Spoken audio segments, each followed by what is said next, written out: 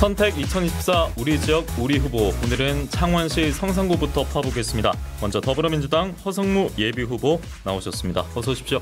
네, 반갑습니다. 허성무입니다. 예, 이제 국회의원 선거가 23일 앞으로 다가왔습니다.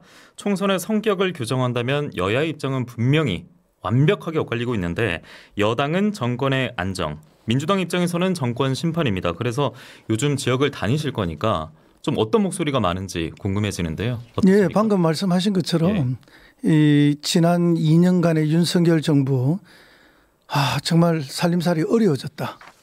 내 월급 빼고는 모든 게 올랐다. 정말 힘들다. 뭔가 좀 바로잡아달라. 심하게 하면 심판해달라는 거죠. 그런 여론이 굉장히 강하고요. 그다음에 시장할 때 참 열심히 잘했는데 그때 낙선해서 좀 안타깝다. 이번엔 잘 됐으면 좋겠다. 응원한다. 이런 말씀 굉장히 많이 주시고요. 그러면서 이제 물가, 특히 고물가에 대해서 굉장히 힘들어 하시는 거 많고요. 그래서 어쨌든 이걸 좀 잡아줬으면 좋겠다. 지금 사과가 심한 경우에는 좋은 건 한 개 10,000원씩도 하고, 애호박도 3,000원, 3,500원 하거든요. 그러니까 이렇게 비싼 물가, 이렇게 된 지가 벌써 몇 달이 돼 가는데 너무 무대책하다. 이런 민원 여론들이 많죠. 그러면서 이제 또 단일화하라. 이런 이야기도 많이 해요. 예, 그거는 이제 경험상 그런 경험들을 많이 하고 계시기 때문에 저희가 쭉 들어볼 예정입니다. 예. 그런 여러 가지 민심들이 좀 이렇게 어우러져 있고, 그렇기 때문에 이제 이 역할을 누가 할 것인가? 허성무 힘내서 잘해라. 이번에 한번 밀어줄게. 이런 격려의 말씀들 굉장히 많이 해주십니다. 네, 전 창원 특례시장이었기 때문에 여러 생각이 있을 것이고 많은 말씀 들었을 텐데, 이번 총선에 성산구 국회의원 선거에 도전한 거 아니겠습니까? 네네. 이 이유도 저희가 특별히 들어봐야겠는데요. 그렇습니다. 성산구는 이제 우리 노동자들도 많이 계시고 또 우리 시민들이 함께 어우러져 계신데, 우리 성산구에서의 핵심은 역시 이제 윤석열 정권에 대한 지난 2년에 대한 평가, 그리고 그것에 대한 냉정한 심판, 이 민심이 가장 큽니다. 누구보다도 윤석열 정권을 잘 심판할 수 있는 것은 우리 민주당이고, 또 민주당의 후보인 허성무 후보다 하는 이제 민심이 분명하고요. 그것 때문에 이제 제가 제일 후보로서의 적합성이 높다라고 보고, 그다음에 두 번째는 현역 국회의원에 대한 또 평가와 심판을 이야기하시는 분들이 굉장히 많습니다. 심지어 뭐 이게 우스갯소리입니다만은 우리 강기훈 현역 국회의원이 진양강치인 걸로 제가 알고 있는데요. 우리 창원 성산에서는, 시중에서는 그런 우스갯소리가 있습니다. 감나무 강치다. 이럴 정도의 시민들이 현 의원에 대한 평가를 기다리고 있다. 그래서 교체 지수가 굉장히 높죠. 이제 그런 면에 있어서 현 국회의원을 교체해낼 수 있는 사람, 허성무가 아닌가. 그래서 이제 정권에 대한 심판도 있지만 현 국회의원에 대한 심판도 좀 제대로 해달라. 이런 것도 있고, 세 번째로는 지금 SBRT 공사가 한창 진행 중인데요. 이 공사가 현 시장님이 취임하고 10개월이 지나서 착공이 됐습니다. 그래서 실제 공사가 지금 진행되고 있는데, 너무나 이 공사 진행 과정을 보면 부실 공사도 많고 또 통제가 잘 안 돼서 시민들 불편이 너무 많습니다. 그래서 이것에 대한 이 무능하고 무책임한 시장, 이것뿐만 아니라 너무나 시정에 또 1년 10개월 정도도 우리 시민들이 굉장히 짜증스러워하고 시장이 있는지 없는지 모르겠다. 그래서 이번 국회의원 선거를 통해서 허성무 당신이 나서서 이 세 가지 심판을 모두 다 해달라 하는 요청을 많이 하고 계십니다. 그래서 이 심판을 하는데 가장 적합한 사람이 바로 허성무다. 그런 측면에서 제가 이번에 출마하게 됐고요.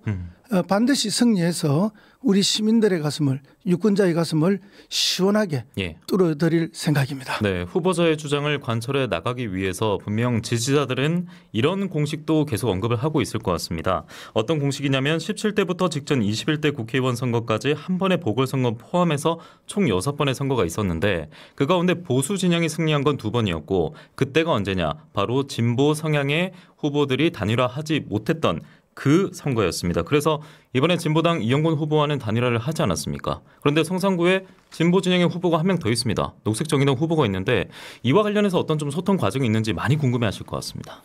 이미 다 아시다시피 이제 이영곤 후보하고는 단일화가 됐고요. 또 오늘 이영곤 후보께서 저희 상임 공동선대위원장을 맡아주셨습니다. 그래서 열심히 허성무 당선을 위해서 같이 뛰고 계시고요. 그럼에도 불구하고 완전한 단일화는 아닙니다. 방금 말씀하신 것처럼 녹색정의당의 여인구 후보가 남아 계시죠. 예. 그래서 여인구 후보 측으로부터 실무협상 제의가 있었고 또 저희들도 실무협상자를 선정해서 이미 2차례의 실무협상이 있은 것으로 알고 있습니다. 한 차례가 있었고 오늘 또 한 차례를 하는 것으로 알고 있는데요. 예. 어쨌든 뭐 후보 단일화는 궁극적으로는 후보들끼리 아주 뭐 허심탄회하게 그렇게 하는 게 좋습니다. 예. 그래서 이 실무자들께서 후보들끼리 허심탄회한 단일화 논의를 할 수 있는 이 기반 조성을 잘 해주시면 좋겠다. 그런 생각이 들고 예. 또 저희들도 후보 단일화를 위해서 최선을 다하겠다는 예. 말씀을 드리고요. 그런데 약간의 이제 오해는 있는데요. 권영길 의원이 당선된 두 분에서는 후보 단일화는 없었습니다. 그렇죠. 예. 예. 그래서 제가 17대부터 말씀드렸던 것이고 그리고 성산구의 이제 국민의힘 같은 경우에는 단수 추천 후보가 이뤄지고 그때 이제 같이 이름을 올렸던 배종천 후보 같은 경우에는 탈당을 하고 이제 무소속 출마를 선언했습니다. 그리고 언론과의 인터뷰를 보니까 국민의힘과는 단일화할 생각이 없고 오히려 야권 쪽에 열려 있다라는 뉘앙스 인터뷰를 했었거든요. 이에 대한 생각도 짧게 듣고 싶습니다. 그렇습니다. 이게 이번 선거는 윤석열 정권 2년에 대한 평가와 심판입니다. 예. 그렇기 때문에 윤석열 정권을 심판하고자 하는 모든 분들은 다 연대할 수 있다고 보는 거죠. 어쨌든 그 대의에 동의한다면 누구든지 함께 할 수 있다고 저는 봅니다. 예. 만약에 배종천 후보께서 그 대의에 동의하고 또 현 성산구의 국회의원인 강기훈 의원 또 지금 예비 후보시죠. 또 이분에 대한 평가와 심판에 동의하신다면 예. 우리가 충분히 후보 단일화도 논의해 볼 수 있다. 네. 그리고 사실은 이제 국민들 요구가 1대1로 싸워라. 1대1로 선거에 임해라. 예. 그렇게 해서 반드시 승리하라. 이것이 지금 이제 국민들의 준엄한 명령이지 않습니까? 민심입니다. 민심은 천심이고 또 그 민심, 천심에 따르는 것이 정치인들의 도리죠. 예. 그래서 그런 말이 있지 않습니까? 순천자는 흥하고 역천자는 망한다.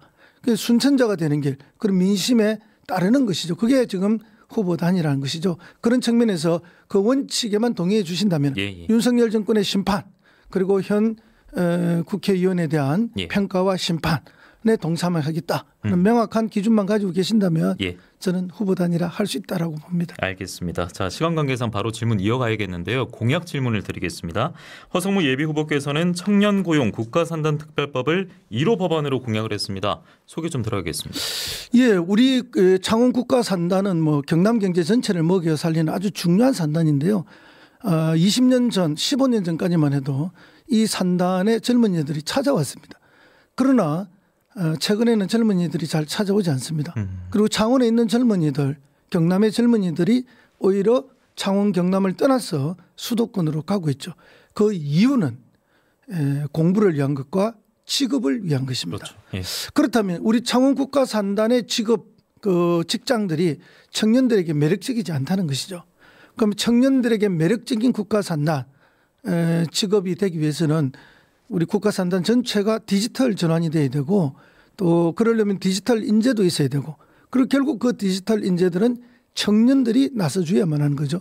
그래서 그런 청년들을 고용하고 그런 청년들을 디지털 인재로 육성하고 또 그런 청년들이 근무할 수 있는 디지털 근무 환경을 만들어주고 이런 것들을 위해서 청년 고용을 위한 국가산단 특별법을 제가 제정하려고 하는 것이죠. 예. 그렇게 해서 우리 국가산단 창원이 떠나는 창원이 아니라 돌아오는 창원, 청년들이 모이는 창원, 그래서 다시 북적이는 그런 창원이 되도록 그런 경남이 되도록 제가 하겠다 해서 이것을 1호 법안으로 그렇게 만들었습니다. 예, 알겠습니다. 제안했습니다. 알겠습니다. 예. 자, 이어서 지역 현안에 대해서도 말씀을 들어봐야겠습니다. 공통 질문이기도 하고요. 최근 정부가 의대 증원 이슈를 두고 의료계와 갈등을 이어가고 있는 상황인데 그렇게 비춰지고 있는데 뭐 지역 같은 경우에는 의대 정원도 의대 정원입니다만 정원 확대도 확대입니다만 의료 서비스 공백이 있지 않을까, 서비스 질이 떨어지지 않을까, 그리고 무엇보다 창원에서 본다면 창원 의대 신설에 대해서 시민들도 관심 많지 않았습니까?